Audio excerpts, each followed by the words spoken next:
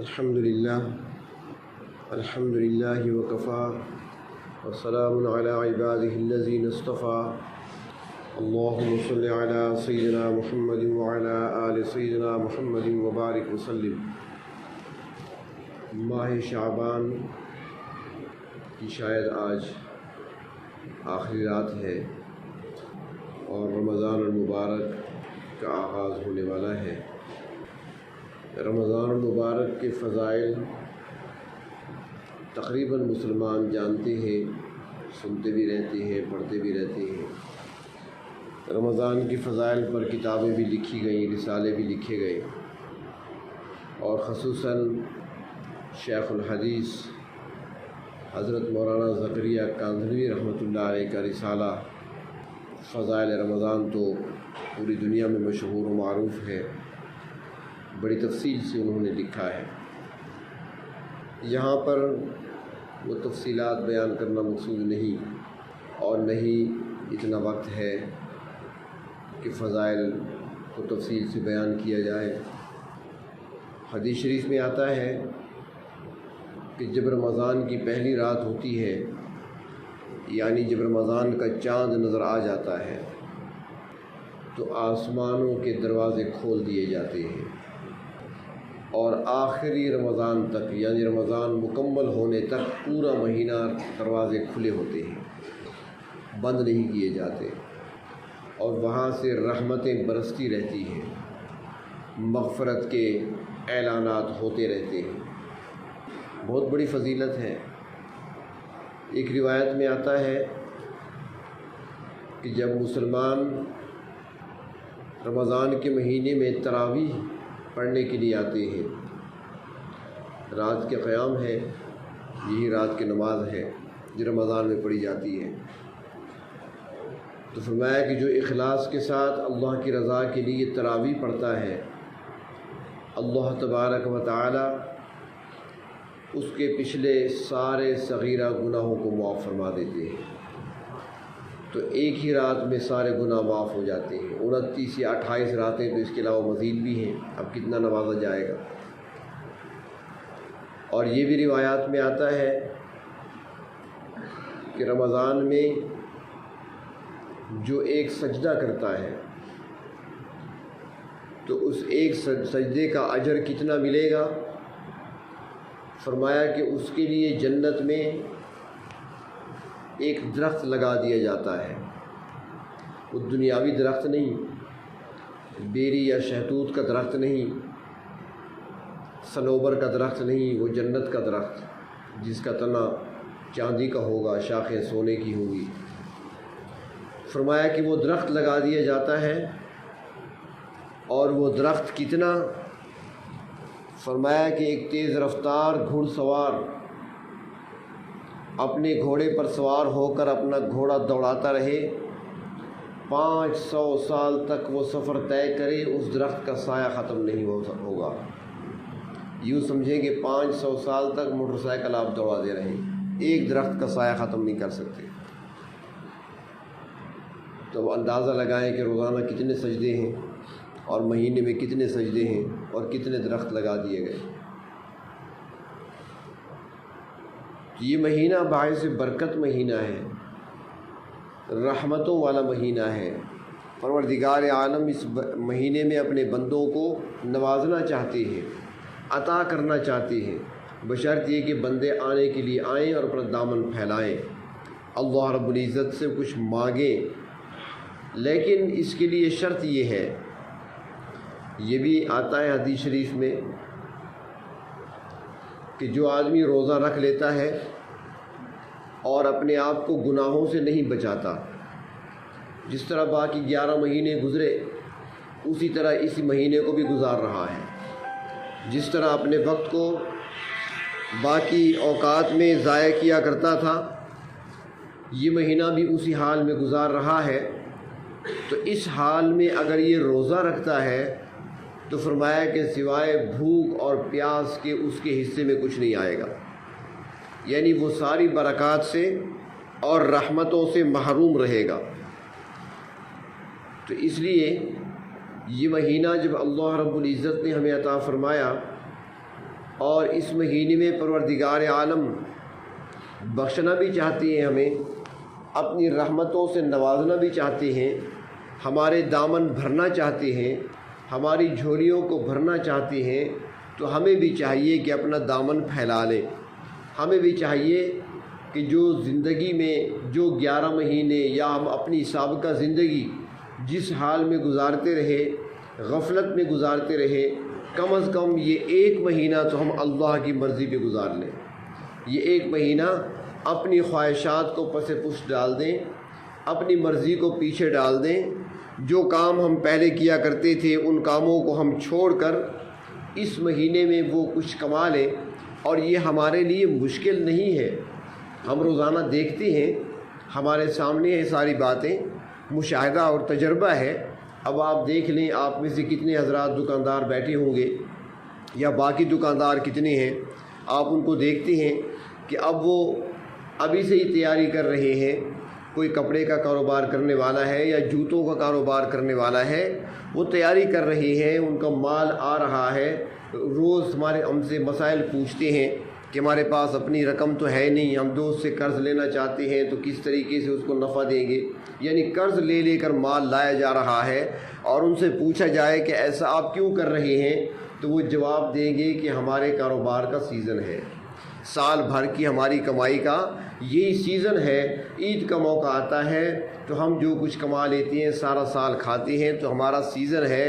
تو جس طرح دکاندار حضرات کے لیے، کاروبار کرنے والوں کے لیے یہ سیزن ہے دنیا کمانے کا، تو اسی طرح اللہ رب العزت نے ہمیں نیکیاں کمانے کے لیے سیزن رمضان کی صورت میں عطا کر دیا کہ اس موسم میں، اس سیزن میں تم بھی کما لو۔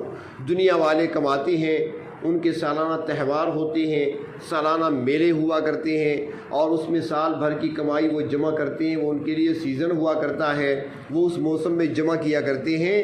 تو میں تمہیں نیکیوں کے لیے سیزن عطا کرتا ہوں، اس میں اپنے لیے تم جمع کر لو، اپنے لیے کچھ کما لو۔ جب اللہ رب العزت نے یہ موقع ہمیں دیا ہے تو ہمیں چاہیے کہ اس موقع کی ہم قدر کریں اور اس سے فائدہ اٹھائیں، جتنا زیادہ سے زیادہ ہو سکے ہم اس سے فائدہ اٹھائیں۔ اپنے پروردگار کو ہم اس مہینے میں راضی کر لیں، اس کو منا لیں، اور اپنی زندگی کا کانٹا ہم تھوڑا سا بدل لیں۔ جو 11 مہینے ہم کرتے رہے، کم از کم یہ 1 مہینہ اس سے ہٹ کر ہم صرف اللہ کی رضا کے لیے گزار دیں۔ کہیں ایسا نہ ہو کہ ہم روزے بھی رکھتے رہیں اور اللہ نہ کرے ایسا نہ ہو کہ پھر ہمیں سوائے بھوک اور پیاس کے ہمیں کچھ نہ مل سکے۔ کہیں ہم اس مہینے کی رحمتوں سے محروم نہ ہو جائیں، کہیں اس مہینے کی برکتوں سے محروم نہ ہو جائیں۔ تو اس لیے صرف یہ نہیں کہ کھانا پینا چھوڑنا ہے، بلکہ یہاں سے انسان یہ سوچ لے کہ پروردگار عالم نے چند گھنٹوں کے لیے، کچھ وقت کے لیے جب حلال چیزیں مجھ پر حرام کر دی ہیں، جو چیزیں حلال تھیں اب تک میں سارا دن کھاتا رہا، میں چائے پیتا رہا، اب نہیں پی سکتا، میں کھانا کھاتا رہا، اب نہیں کھا سکتا، میں اور نعمتیں استعمال کرتا رہا، اب استعمال نہیں کر سکتا، کیونکہ میرے اللہ نے مجھے روک دیا ہے۔ جب میرے اللہ نے مجھے حلال چیزوں سے روکا تو میں رک گیا، اور جو چیزیں پہلے سے ہی حرام تھیں تو ان سے میں کیوں نہ رکوں؟ جو پہلے سے اللہ نے منع کر رکھا ہے، جھوٹ سے اللہ نے روکا تھا، میں وہاں جھوٹ سے کیوں نہ رکوں؟ اللہ نے مجھے غیبت سے روکا، میں غیبت سے کیوں نہ رکوں؟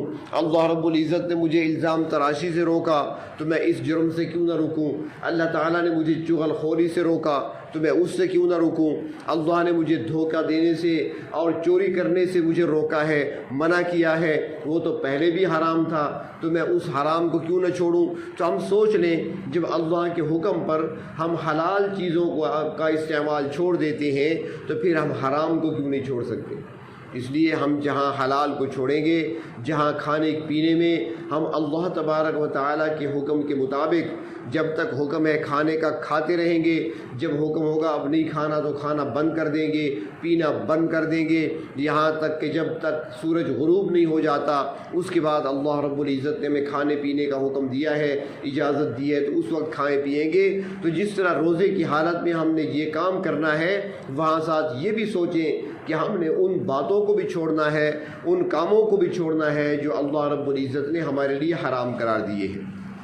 تو اس طریقے سے مطلب یہ ہوگا کہ ہم نے روزہ صرف پیٹ کا نہیں رکھنا بلکہ روزہ زبان کا بھی رکھنا ہے، روزہ کانوں کا بھی رکھنا ہے، روزہ ہم نے آنکھوں کا بھی رکھنا ہے، جسم کے سارے اعضاء کا روزہ رکھنا ہے، ہم نے آنکھوں کا استعمال بھی صحیح کرنا ہے۔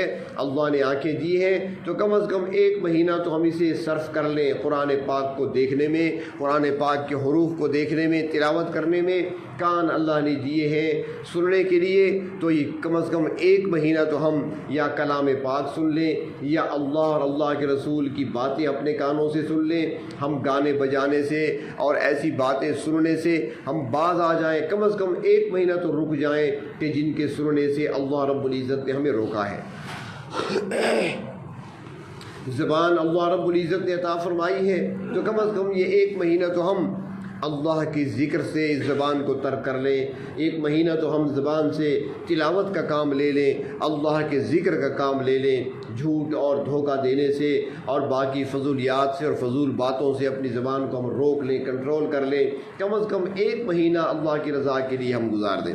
اور ساتھ ہی میں نے ایک جملہ پہلے بھی عرض کیا تھا کہ ہمارے ہاں ایک رسم سی چلی ہوئی ہے کہ ہم رمضان کو بھی رسمی طور پر لیتے ہیں، ایک رسم کے طور پہ نبھاتے ہیں، اور اس کی مثال یہ ہے کہ رمضان کی تیاری ہمارے ہاں خوب ہوتی ہے، مرد حضرات بھی تیاری کرتے ہیں، عورتیں بھی تیاری کرتے ہیں۔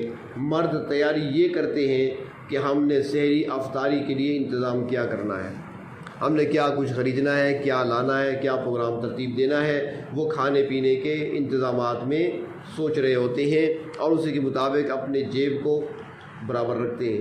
اس طرح جو خواتین ہیں انہوں نے بھی یہی سوچ رکھا ہے کہ بس ہم نے تو افطاری تیار کرنی ہے، ہم نے سحری تیار کرنی ہے، اور کس طریقے سے ہم نے کیا کیا چیز منگوانی ہے، وہ سارا وقت جو ہمارا ہوتا ہے وہ اسی تیاری میں گزر جاتا ہے۔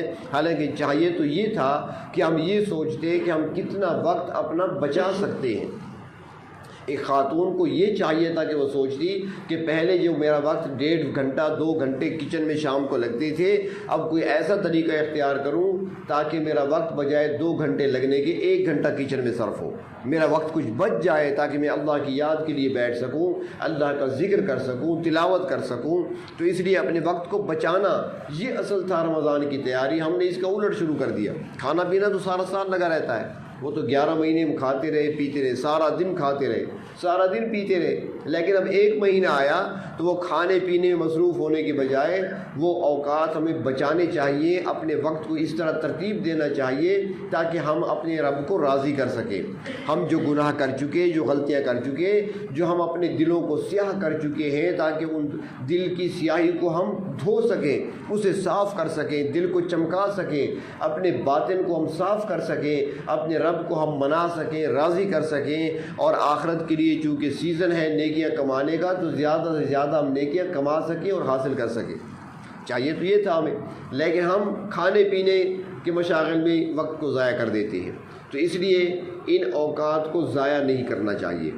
رمضان کے مہینے میں ایک ایک لمحہ قیمتی ہے، ایک ایک لمحہ۔ یہ تو قبرستان میں جا کر پوچھیں، جو قبرستان میں پڑے ہیں وہ بتائیں گے کہ ایک ایک سیکنڈ کتنا قیمتی ہے۔ آج ہمارے پاس قدر نہیں ہے، آج ہم نہیں جان رہے، نہیں پہچان رہے وقت کی قدر۔ ان سے جا کر پوچھیں، وہ آپ کو بتائیں گے کہ ایک سجدے کی کیا قیمت ہے، 2 رکعت نفل کی کیا قیمت ہے۔ وہ بتائیں گے کہ قرآن پاک کی ایک آیت پڑھنے کا کتنا اجر ملتا ہے، اور وہ کہتی ہیں کاش ہمیں ایک مرتبہ دوبارہ بھیج دیا جائے، ہمارا 1 سیکنڈ بھی اللہ کی یاد سے غفلت میں نہیں گزرے گا۔ لیکن وقت نہیں ملتا، دوبارہ نہیں ملا کرتا، جو چلے گئے وہ چلے گئے۔ اب وہ اعمال وہ نہیں کر سکتے، اب محتاج ہے اس بات کی کہ کوئی ان کے پیچھے کچھ بھیجتا رہے، ورنہ وہ خود عمل نہیں کر سکتے۔ لیکن اللہ رب العزت نے ہمیں یہ موقع عطا فرمایا ہے، یہ زندگی ہمارے پاس موجود ہے، آج ہمارے پاس وقت ہے، زندگی جیسا سرمایہ ہمارے پاس موجود ہے، آج ہم بہت ساری چیزیں کما سکتے ہیں، بہت ساری نیکیاں ہم اکٹھی کر سکتے ہیں۔ تو رمضان میں ہم نے اپنے وقت کو ضائع نہیں کرنا، ایک ایک لمحے کو قیمتی بنائیں، ایک ایک لمحہ، چاہے آپ گاڑی چلا رہے ہیں، چاہے آپ موٹر سائیکل پہ سوار ہیں، چاہے آپ پیدل چل رہے ہیں۔ گاڑی چلا رہے ہیں تو ہاتھ آپ کی مصروف ہے، نگاہیں آپ کی مصروف ہے، لیکن زبان تو فارغ ہے۔ آپ اس سے اللہ کا ذکر کر سکتے ہیں. آپ موٹر سائیکل چلا رہے ہیں تو آپ اللہ کا ذکر کر سکتے ہیں، ممانعت نہیں ہے. کوئی خاتون اگر کچن میں کام میں لگی ہوئی ہے تو اللہ کا ذکر کر سکتی ہے، روٹی بناتے ہوئے، سالن بناتے ہوئے، آگ پہ کام کرتے ہوئے، کوئی بھی کام کرتے ہوئے وہ ذکر اللہ کا کر سکتی ہے. تو اس لیے کوشش ہی ہماری ہونی چاہیے کہ رمضان کا مہینہ ہمارا غفلت میں نہ گزرے.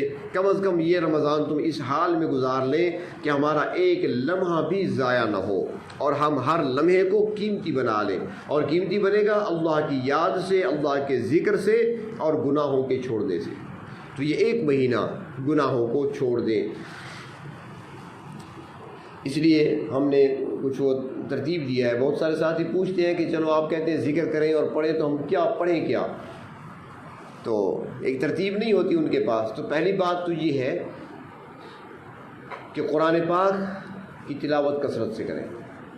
ہمارے جو اکابرین ہوتے تھے وہ کثرت سے قرآن پاک پڑھا کرتے، عاشق تھے قرآن حکیم کے.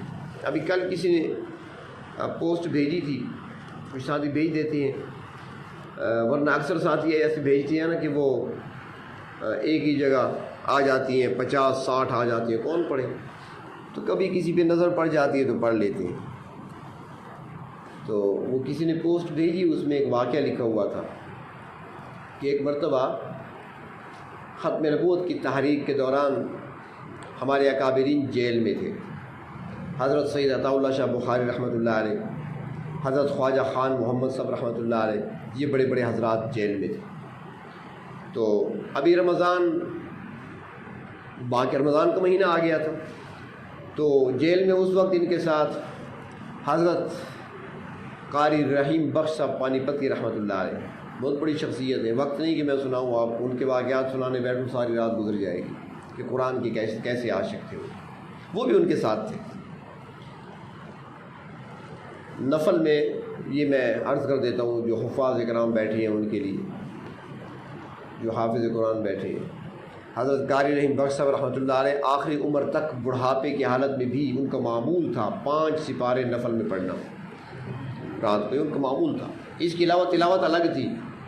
ہمارے یہاں تو یاسین صبح پڑھ لی، سورۃ ملک سوتے وقت پڑھ لیا، سمجھتے ہیں بس میں نے قرآن ختم کر لیا. اور پھر پوچھتے ہیں بھائی 3 بار سورۃ اخلاص پڑھنے سے ختم قرآن کا ثواب ملتا ہے نا؟ ہاں ملتا ہے، بس میں نے ختم کر لیا. ایسے مذاق نہیں ہے. ثواب ملنا اور چیز ہے، تلاوت کرنا اور چیز ہے. ان کی تلاوت الگ ہوتی تھی، 5 بارے نفل میں پڑھنا. تو وہ بھی تھے ساتھ جیل میں. تو ابھی رمضان گزر رہا تھا، غالباً 13واں روزہ تھا یا 11واں روزہ تھا. ان کی رہائی کے احکامات آ گئے کہ رہا کر دو ان کو. اب رہائی کے احکام آ گئے. صبح انہوں نے جیل سے نکلنا ہے، شام کے وقت پروانہ آیا تو صبح ان کو رہائی ملے گی. حضرات پریشان ہو گئے، کہنے لگے کہ 17 پارے ہمارے رہتے ہیں. 17 پارے، 13 پارے پڑھ چکے تھے تراویح میں، 17 پارے رہتے ہیں. اب یہاں سے جائیں گے تو ہر مسجد کا ترتیب تو اپنی ہوتی ہے، ہر مسجد کا معمول اپنا ہوتا ہے. تو ختم نہیں ملے گا، ختم نہیں ہوگا اس بار تراویح میں. حضرت قاری رحیم بخش صاحب رحمۃ اللہ علیہ بیٹھے ہوئے تھے. فرمایا حضرت اگر آپ اجازت دیں تو ختم آج کر لیتے ہیں.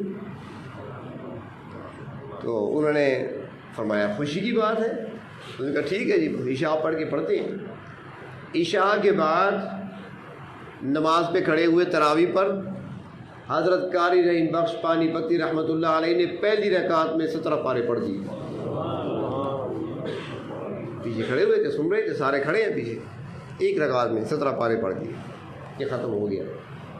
وہ لوگ تھے قرآن کے عاشق. تو کم از کم قرآن پاک کی تلاوت رمضان میں تو کثرت سے کرنی ہے. اس کے لیے جو حضرات پڑھنے والے ہیں، تلاوت کرنے والے ہیں، جو پہلے سے 1.5 سپارہ 2 سپارے پڑھتے ہیں، ان سے گزارش ہے کہ وہ زیادہ پڑھیں. اور اگر بہت زیادہ نہیں پڑھ سکتے تو کم از کم منزل پڑھیں. قرآن پاک کی جو منزلیں ہیں نا، 7 منزلیں ہفتے میں ختم ہوتا ہے. تو وہ 7 منزلیں ہیں، روزانہ 1 منزل پڑھ لیا کریں، 7 دنوں میں ختم ہوگا. 4 ختم آسانی سے ہو جائیں گے رمضان میں. جو زیادہ پڑھنے والے ہیں، کچھ ایسے بھی ہیں جو 10 پارے روزانہ پڑھ سکتے ہیں، ایسے بھی ہیں جو 12 پارے پڑھ لیتی ہیں، ایسے بھی ہیں جو 15 پارے پڑھ لیتی ہیں. وہ پڑھیں. جو ذرا سست رفتار ہے نا، وہ منزل پڑھ لیا کریں۔ اگر کوئی بہت ہی کمزور ہے یا اس کے پاس ٹائم نہیں ہوتا تو کم از کم 3 پارے پڑھ لیا کرے روزانہ، اس کے لیے اوقات رکھیں۔ 1 پارہ صبح پڑھ لیا کریں، 1 پارہ ظہر کے بعد پڑھ لیں، 1 پارہ عشاء کے بعد پڑھ لیں، چائے وغیرہ پی کر۔ سگریٹ پینی ہے تو وہ پی لیں، اجازت ہے، لیکن اس کے بعد منہ صاف کر کے کلی وغیرہ کر کے، بو نہیں آنی چاہیے ورنہ فرشتے قریب نہیں آئیں گے۔ اور قرآن پاک کو ادب سے، احترام سے، خشوع خضوع سے پڑھیں۔ 3 پارے تو کم از کم پڑھ لیا کریں۔ اس کے علاوہ کلمہ طیبہ اس کی کثرت رکھیں، لا الہ الا اللہ، لا الہ الا اللہ، لا الہ الا اللہ۔ جب تسبیح مکمل ہو تو ایک بار کہہ دیں محمد رسول اللہ۔ کئی بار عرض کر چکا ہوں کہ لا الہ الا اللہ یہ ذکر ہے، حدیث شریف میں آتا ہے افضل الذکر لا الہ الا اللہ، اور محمد الرسول اللہ یہ ذکر نہیں ہے، یہ عقیدہ ہے۔ تو ذکر لا الہ الا اللہ، اس کو کثرت سے پڑھیں، اور آخر میں تسبیح کے آخر میں 2 تسبیح کے بعد، 1 تسبیح کے بعد 50 مرتبہ کے بعد ایک بار کہہ دیا کریں محمد الرسول اللہ۔ تو اس طریقے سے روزانہ پڑھیں۔ اور فرماتے ہیں کہ اگر 70,000 مرتبہ کلمہ طیبہ پڑھ کر کسی کو ایصال ثواب کر دیا جائے تو اگر اس صاحب قبر کو عذاب ہو رہا ہو تو اللہ تعالیٰ اس سے عذاب ہٹا دیتے ہیں، مغفرت فرما دیتے ہیں۔ 70,000 مرتبہ پڑھ کر کسی کو ایصال ثواب کر دیا جائے کہ اس کی مغفرت کا ذریعہ بنتا ہے۔ تو آپ اگر 3,000 روزانہ پڑھیں تو رمضان میں آپ کا 70,000 ہو جائے گا۔ کسی کو نہ دے، خیر ہے، اپنے لیے پڑھ لیں، اپنے لیے ہمیں ضرورت ہے نا جی، بخشش کی ہمیں ضرورت ہے۔ 70,000 اپنے لیے پڑھ لیں تو 3,000 روزانہ اگر پڑھیں گے تو آسانی سے رمضان کے مہینے میں 70,000 آپ کا ہو جائے گا۔ یہ کر سکتے ہیں آپ۔ اس کے علاوہ استغفار وہ کثرت سے کریں، چلتے پھرتے کریں، لیکن کم از کم 1 تسبیح صبح 1 تسبیح شام بیٹھ کر بھی پڑھ لیا کریں، پوری توجہ دھیان سے۔ کوئی بھی استغفار پڑھیں، استغفر اللہ تعالی ربی من کل ذنب واتوب الیہ، یا اگر مختصر پڑھنا ہے تو استغفر اللہ واتوب الیہ، یہ بھی حدیث شریف میں آتا ہے استغفر اللہ واتوب الیہ، لیکن توجہ دھیان سے 1 تسبیح صبح 1 شام پڑھ لیا کریں، باقی تسبیحات دن کو چلتے پھرتے پڑھیں، کثرت رکھیں۔ اس کی 12 تسبیح تو آسانی سے پڑھی جا سکتی ہے، اگر 12 نہیں ہو سکتی تو کم از کم 500 مرتبہ پڑھ لیا کریں، 5 تسبیحات۔ اس طرح تیسرا کلمہ ہے، صبح 500 مرتبہ حسبنا اللہ ونعم الوکیل، یہ پڑھ لیا کریں۔ صحابہ کرام کا وظیفہ ہے، سارے انبیاء کا وظیفہ ہے۔ لا حول ولا قوت الا باللہ، فرمایا کہ عرش کے خزانوں میں سے اللہ نے اس امت کو عطا کیا ہے، اس کی قدر کر لیں، 500 مرتبہ پڑھ لیں۔ لا حول ولا قوت الا باللہ، یہ پڑھا جا سکتا ہے۔ اب یہ خواتین کھانا بناتے وقت، سالن بناتے وقت، روٹی بناتے وقت پڑھ سکتی ہیں ساری چیزیں، اور آپ موٹر سائیکل پہ پڑھ سکتی ہیں، گاڑی پہ پڑھ سکتی ہیں، دکان پہ پڑھ سکتی ہیں، یہ ساری چیزیں پڑھی جا سکتی ہیں۔ ہاں تلاوت کے لیے وقت چاہیے تو وہ 2-3 اوقات رکھ لیں، ان اوقات میں پڑھ لیا کریں، یہ آسانی سے ہو سکتا ہے۔ تو بہت سارے ساتھی پوچھتے ہیں کہ ہم کیسے پڑھیں اور کیا ترتیب رکھیں، تو اس کے لیے ہم نے ایک ترتیب بنائی بھی ہے کہ اگر اپنی ترتیب جن کی ہے وہ تو ٹھیک ہے، جن سے اپنی ترتیب نہیں بنتی تو وہ اس ترتیب سے پڑھیں کہ اس میں جو مسنون اعمال ہیں ان کو تو نہیں چھوڑنا۔ مثال کے طور پر صبح شام کی جو دعائیں ہیں جو پڑھتے ہیں آپ، امید ہے پڑھتے ہوں گے، حسن ظن رکھتے ہیں سب کے بارے میں، اگر نہیں پڑھ رہے تو اب شروع کر دیں۔ اور اس کے لیے بہتر یہ ہے کہ مومن کا ہتھیار ایک کتابچہ ہے، اس کے اندر صبح و شام کے اذکار لکھے ہوئے ہیں، صبح کیا پڑھنا ہے، شام کو کیا پڑھنا ہے، مسنون اعمال ہے وہ آپ پڑھیں صبح و شام۔ جو عادی نہیں ہے وہ اپنی عادت بنا لیں، مومن کا ہتھیار لے لیں، چھوٹی سی کتاب ہے، صبح و شام کے اذکار لکھے ہوئے ہیں وہ پڑھیں، وہ مسنون اعمال ہیں وہ پڑھیں۔ اس طرح صبح سورۃ یاسین پڑھنا مسنون اعمال میں سے ہے، یہ پڑھا کریں۔ مغرب کے بعد سورۃ واقعہ مسنون اعمال میں سے ہے، اور عشاء کے بعد سورۃ ملک مسنون اعمال میں سے ہے، اور اس طرح سورۃ بقرہ کی آخری آیات، آیت الکرسی، آخری 3 کل پڑھنا یہ مسنون اعمال میں سے، یہ پڑھیں باقاعدہ۔ لیکن اس کے علاوہ اپنے اعمال جو اضافی ہیں وہ لازماً کریں۔ عشاء کے بعد تلاوت بھی کریں، چاہے 1 سپارہ پڑھیں، چاہے 2 سپارے پڑھیں، چاہے 3 پڑھیں۔ جو دکاندار حضرات ہیں یا ڈیوٹی پہ جانا ہوتا ہے، صبح جانا ہوتا ہے، وہ اپنا نیند کا وقت بھی نکالیں تاکہ اپنا کام وہاں پر بھی کر سکیں۔ نیند کے لیے سونے کے لیے وقت نکالیں. رات کے 11 ساڑھے 11 تک تو ویسے ہی جاگتے ہیں، تو اس میں جو ہے آپ تلاوت کر لیں بجائے وقت ضائع کرنے. باقی جن کے اسباق چل رہے ہیں، تعلق ہے ہمارے ساتھ، ان کو اسباق دیے ہوئے ہیں، کچھ تسبیحات جو دی ہوئی ہیں بطور سبق کے، اس کو نہیں چھوڑنا، وہ پہلے پورے کرنے ہیں. یہ باقی اعمال بعد میں کرنے ہیں. وہ بھی تو اللہ کا ذکر ہے نا، وہ ذکر سے ہٹ کر تو نہیں ہے. اس میں بھی کلمہ طیبہ ہے، اس کے اندر بھی اللہ کا نام ہے، اس کے اندر درود شریف ہے، استغفار ہے. وہ اس طریقے سے جاری رکھیں، اسباق کو بھی جاری رکھیں. لیکن آپ کہیں گے کہ یہ سب ہوگا کیسے؟ ایک سوال پیدا ہوتا ہے نا، یہ سب ہوگا کیسے؟ تو بہت آسان ہے، بہت آسان ہے. یہ ایسے ہوگا کہ اس کو آف کر کے سائڈ پہ رکھ دیں، اس کو ہٹانا پڑے گا، اس کو بند کر کے ایک سائڈ پہ رکھ دیں کہ رمضان کا مہینہ میں نے اس کو استعمال نہیں کرنا. کال اٹینڈ ضرور کریں، کال اٹینڈ کریں، کسی کی بھی ہو. میری کال بھی آ سکتی ہے، کام میرا بھی ہو سکتا ہے آپ سے. آپ نے خود تو منع کیا تھا اب کال نہیں اٹھانی ہے ہم نے، ایسی بات نہیں. کال اٹھائیں، آپ ہر کسی کی اٹھائیں. پیغامات کے لیے ضرورت کے لیے واٹس ایپ استعمال کر سکتے ہیں، بس وہی کافی ہے. ایک عہد کر لیں کہ یہ مہینہ ہم نے یوٹیوب نہیں کھولنی. کر سکتے ہیں؟ وعدہ ہو سکتا ہے؟ یہ ایسی بات ہے. یوٹیوب استعمال نہیں کرنی، کھولنی نہیں ہے. ہم نے فیس بک کا استعمال نہیں کرنا، نہ اسے کھولنا ہے نہ دیکھنا ہے. جو آتے ہیں پیغامات آتے رہیں، جو پوسٹیں آتی ہیں، کوئی ویڈیوز آتی ہیں، آتی رہیں، میں نے نہیں دیکھنا. نہ میں نے فیس بک دیکھنی ہے اور نہ ہی میں نے یوٹیوب دیکھنا ہے. ایک مہینہ اس کو چھوڑ دیں. یہ جو وقت بچے گا نا، یہ سارے معمولات آپ کے پورے ہو جائیں گے. جو وقت وہاں پہ ضائع ہو رہا ہے وہ وقت بچا لیں صرف، بس اسی میں سارے معمولات پورے ہوں گے. آپ کی تلاوت بھی ہوگی، آپ کی ذکر و اذکار بھی ہوگی. اور دوسری بات یہ بھی عرض کروں کہ کچھ ساتھی استعمال کرتے ہیں موبائل کو، اور وہ اپنے طور پر سمجھ رہے ہوتے ہیں کہ ہم بہت اچھا کام کر رہے ہیں، دین کی خدمت کا کام کر رہے ہیں. وہاں سے پوسٹ لی، وہاں بھیج دی، وہاں سے لی. یہ وقت بھی ضائع نہ کریں.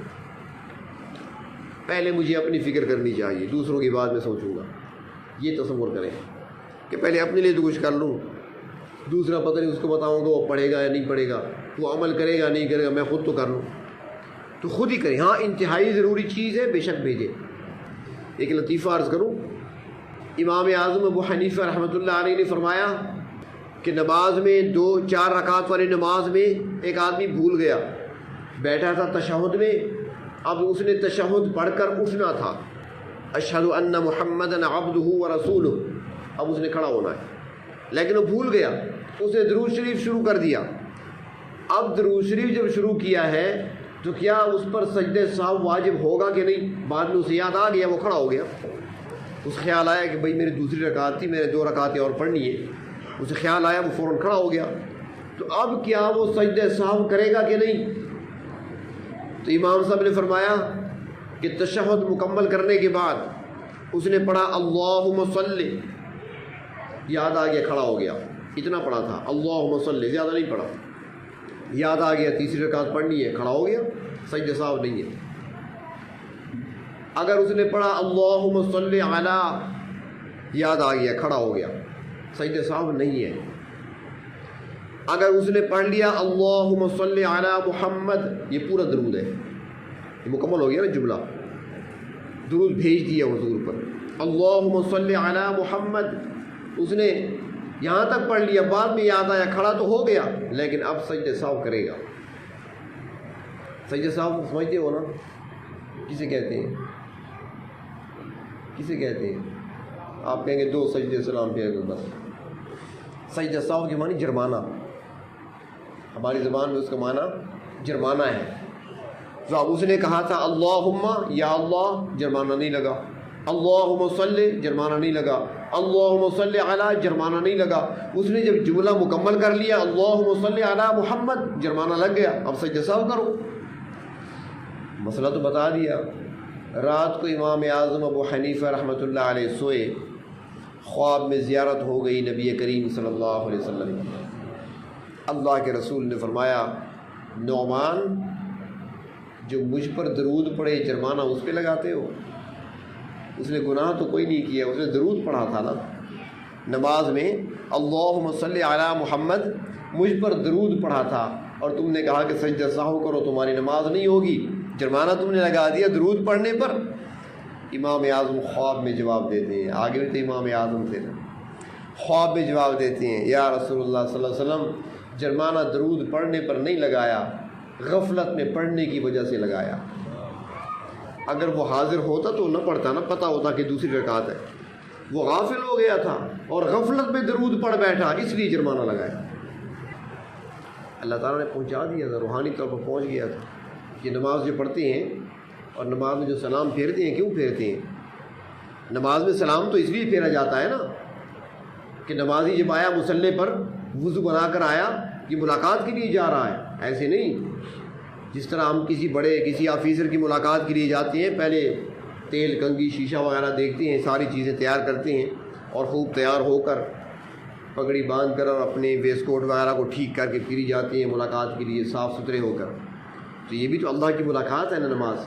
تو ملاقات کے لیے بندہ آیا، اس نے وضو بنایا، منہ ہاتھ دھوئے، کلی کی، مسواک کیا، منہ صاف کیا، پورا صاف ہو کر اللہ کی بارگاہ میں آیا، اور جب ملاقات کے لیے آ گیا مصلی پہ کھڑا ہوا تو اس نے اللہ اکبر تکبیر تحریمہ کہی۔ اب تکبیر تحریمہ کہنے سے بظاہر اس کا جسم تو یہاں پر موجود ہے، ہمیں نظر آ رہا ہے، رکوع کرے گا، سجدہ کرے گا، قیام کرے گا، یہ ساری چیزیں ہوگی، نظر آ رہا ہے، لیکن روحانی طور پر اب یہ یہاں نہیں ہے، رب سے ملنے گیا ہے، اب یہ ملاقات کرنے گیا ہوا ہے۔ اور یہی ملاقات ان لوگوں کی ہوا کرتی تھی کہ نماز کے اندر اگر گھر میں آگ لگ گئی ہوتی، لوگ آوازیں دیتے رہتے، انہیں پتہ ہی نہیں ہوتا، سلام پھیرنے کے بعد کہتے یار کچھ آوازیں سن رہا تھا، وہ کہتے آپ کے گھر میں آگ لگی ہوئی تھی، اب بلا رہے تھے آپ کو، کہتے مجھے نہیں پتا۔ حضرت علی نماز پہ کھڑے ہیں، وہ نیزے کا ٹکڑا اندر پھنسا ہوا ہے ٹانگ میں، پنڈلی میں، وہ نکل نہیں رہا تھا۔ آخرکار لوگوں نے مشورہ کیا، طبیب نے کہا جب یہ نماز کے لیے کھڑے ہوں گے نا آپریشن کر لیں گے۔ چنانچہ نماز پہ کھڑے ہوئے، انہوں نے آ کر چیرا دیا، ایسے نہیں نکالا، آپریشن کیا۔ اب نماز پہ کھڑے ہیں، چیرا لگایا، آپریشن ہوا، ٹکڑا لوہے کا نکال لیا، اس کے بعد سلائی کر لی، پٹی لگا لی۔ حضرت علی نماز پہ کھڑے ہیں، نماز مکمل ہو گئی تو بعد میں دیکھا، فرمایا یہ کیا ہوا؟ اس نے کہا جی آپ نماز پہ کھڑے ہوئے، ہم نے آپریشن کر لیا آپ کا۔ انہوں نے کہا اچھا مجھے تو پتہ ہی نہیں چلا، ہماری بھی نمازیں ہیں، چیونٹی کا پتہ چل جاتا ہے اس وقت کہاں چل رہی ہے، مکھی کا پتہ چل جاتا ہے ہمیں جب وہ آتی ہے سامنے سے، مچھر کی آواز بھی سن لیتے ہیں جب وہ کان کے قریب آتا ہے۔ تو نماز در حقیقت اللہ سے ملاقات ہے۔ جب وہ بندہ مصلی پہ آیا، اس نے تکبیر تحریمہ کہہ دی، تو اب وہ ساری چیزیں حرام کیوں ہو جاتی ہیں؟ اب وہ ہے نہیں یہاں پر، کھانا حرام، پینا حرام، نہ کسی کے سلام کا جواب دے سکتا ہے، نہ کسی کے چیخنے پر یرحمک اللہ کہہ سکتا ہے، نہ کسی سے بات کر سکتا ہے، کیونکہ اب وہ ہے نہیں یہاں پر، اللہ سے ملنے گیا۔ اب جب وہ ملاقات مکمل ہوتی ہے تو پھر وہ دائیں بائیں فرشتوں کو اور لوگوں کو سلام کرتا ہے کہ میں آ گیا ہوں۔ یہ مطلب ہوتا ہے۔ اگر اس میں حضور قلب ہو تو تب مزہ آئے گا کہ نماز کیا چیز ہے۔ تو اس طرح عبادات بھی ایسی ہیں، ذکر و اذکار بھی ایسے ہیں۔ تو جن حضرات کے اپنے اسباق چل رہے ہیں وہ اپنے اسباق پورے کریں، اس کے علاوہ باقی معمولات اگر ان کے پاس اپنی ترتیب ہے تو اس سے چلیں، نہیں جن کے پاس ترتیب اپنی کہ ہم کیا پڑھیں اور کیسے پڑھیں، تو ان کے لیے ہم نے ایک ترتیب بنائی ہے، یہ نماز کے بعد آپ لے لینا اور اس کے مطابق کوشش کریں کہ آپ کا یہ رمضان اللہ کی یاد میں گزر جائے۔ کوشش کریں کہ ہم جس طرح دکاندار حضرات اور کاروباری لوگ اپنے کاروباری سیزن سے زیادہ فائدہ اٹھانے کی کوشش کرتے ہیں، ہم بھی کوشش کریں کہ اس رمضان میں زیادہ سے زیادہ ہم نفع کما لیں، زیادہ سے زیادہ ہم نیکیاں جمع کر لیں اور زیادہ سے زیادہ ہم گناہوں سے اپنے آپ کو بچا لیں۔ ایک روایت میں آتا ہے کہ رمضان کا جب روزہ آتا ہے اور اہل ایمان جب روزے رکھتے ہیں تو اتنی فضیلت ہے کہ ہم تو غفلت میں گزار دیتے ہیں اس مہینے کو بھی، لیکن فرمایا گیا کہ جب روزہ دار روزہ رکھتا ہے، پروردگار عالم نے ایسے پاکیزہ فرشتے پیدا فرمائے ہیں جن کا اور کام کوئی نہیں ہے، وہ روزے دار کے لیے مغفرت کی دعا کرتے ہیں، اس کے لیے بخشش کی، مغفرت کی دعائیں کرتے ہیں۔ اب ہم اگر غفلت میں گزاریں گے ان دنوں کو، ان راتوں کو، تو ان کی دعاؤں سے محروم رہ جائیں گے۔ وہ پاکیزہ مخلوق ہے، معصوم مخلوق ہے، ان کی دعائیں قبول ہوتی ہیں۔ ہمیں چاہیے کہ ان کی دعاؤں میں حصہ لیں، ہمارا روزہ بھی ایسا روزہ ہو کہ جس پر ان کی دعاؤں میں سے ہمیں حصہ مل سکے۔ اور دوسرا یہ بھی فرمایا گیا کہ جب روزے دار روزہ رکھتا ہے، پہلا روزہ رمضان کا رکھتا ہے، تو پہلا روزہ رکھتے ہی اس کے جتنے صغیرہ گناہ ہیں سارے معاف ہو جاتے ہیں۔ جتنے صغیر، ہمارے سارے گناہ ہی گناہ ہیں، صبح سے شام تک، شام سے صبح تک سارے گناہ ہی گناہ ہیں ہمارے۔ تو صغیرہ گناہ، کیونکہ کبیرہ بغیر توبہ کی معاف نہیں ہوتے، وہ اللہ سے توبہ کرنی پڑتی ہے، معافی مانگنی ہوتی ہے سچے دل سے توبہ، آئندہ نہ کرنے کا عہد اور عزم لے کر اللہ کے سامنے اظہار توبہ، ندامت کرتے ہوئے توبہ کرنا، آنسو بہانا سچے دل کے ساتھ، رب تعالیٰ معاف کر دیتی ہے۔ اللہ تعالیٰ نے خود فرمایا کہ آؤ مجھ سے مانگو، آؤ توبہ کرو، یا ایھا الذین آمنوا توبوا الی اللہ توبۃ نصوحا، خود ہی فرمایا آؤ توبہ کرو۔ اللہ نے جہنم تو بنائی ہے، لیکن اللہ تعالیٰ جہنم میں جلانا نہیں چاہتے، ہمیں بچانا چاہتے ہیں۔